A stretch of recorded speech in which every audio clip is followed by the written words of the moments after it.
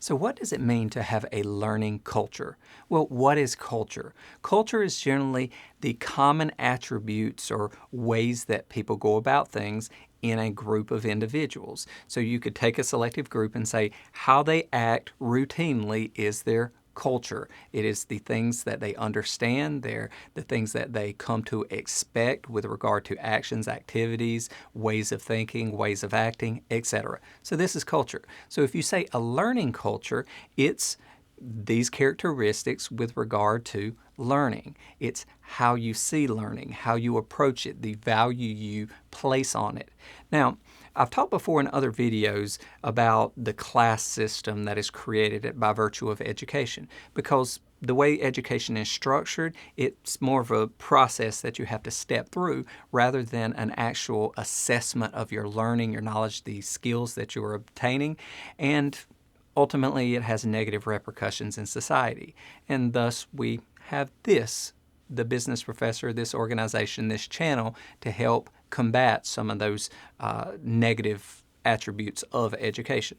So with that being said, let's focus on a really important point of how can you create a positive learning culture and what results does it have? So a positive learning culture is simply that you see the idea of acquiring new knowledge, that is, knowledge acquisition through any means or method. It could be through reading, through travel, through experience, through interacting with others, through taking formal classes, through just sitting down and doing things, trying things so that you understand what to expect from your efforts or the result of your activities. All of this is learning. It's the acquisition of knowledge and understanding, not just of facts in history, not just of the way things that work. It's things like how people will react, how other people perceive things, how certain things will affect us, the reaction or natural result, if you will, of our activities. All of these are common understandings of what we see as knowledge acquisition and learning. So how do you foster a positive environment with regard to learning? Well, first, you recognize that all forms of learning are valid. And so in our society, we put so much emphasis on the formal education process, that is going through K through 12 school and then going to higher education and so on, rather than understanding the value of experience and how that forms us as a person and affects our ability to create value and deliver that value to others. So your first step is to, once again, recognize that there are many, many different forms of learning. But if you go straight to the objective of saying your ultimate objective here is to simply acquire more information of different various ways in different and various ways, and that will help you develop as a person, then you ultimately have your purpose there.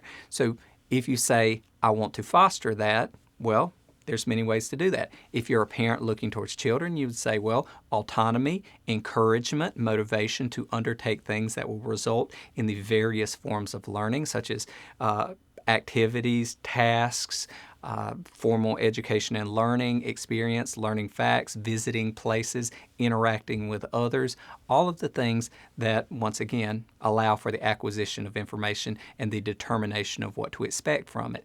Now, can you moderate that as a parent? Of course you can. You can put limits on where people can go, what they can do, who they can interact with to a certain extent, but your overall or underlying purpose there should be simply to protect them from any negative repercussions or consequences that could come from experiencing something before they're ready to experience it. And that's the idea of promoting learning at all costs, and that's in the family environment. Now, if you're in a group environment, say in an organization, promoting learning is to simply say, continue to acquire information and knowledge at all costs. Constantly question the way we are doing things. Is that the right way to do it? Are there other ways of doing it? Are there micro adjustments that could be made? Should we be doing other things in the process, or should we be doing something else entirely instead? It helps you get from the end point, that is, here's the outcome we're trying to achieve, back to the beginning and say, if there are a lot of ways to get there, what are the elements that go together to allow us to get there? That's a very functional approach to continued learning that benefits the organization. So there you have two units, the family unit and the organization. What about individually, internally? If you understand the idea that knowledge, in a way, is your ability to grow. It is your ability to exert influence on others around you. It is your ability to feel more confident and to improve yourself. If you go back to the base understanding of what is culture and what is learning, then all of a sudden you can say, well, what are some ways that I can expand myself as a person? You'll start to look for the areas in which you are lacking, and you'll start to learn in those areas. Now, the liberal arts form of education embraces this idea. That's why it tries to introduce you to a very well-rounded education, that is English, history, math, social sciences, etc., in order for you to be a more developed and well-rounded individual. Exposure to all of these areas, we know, does help.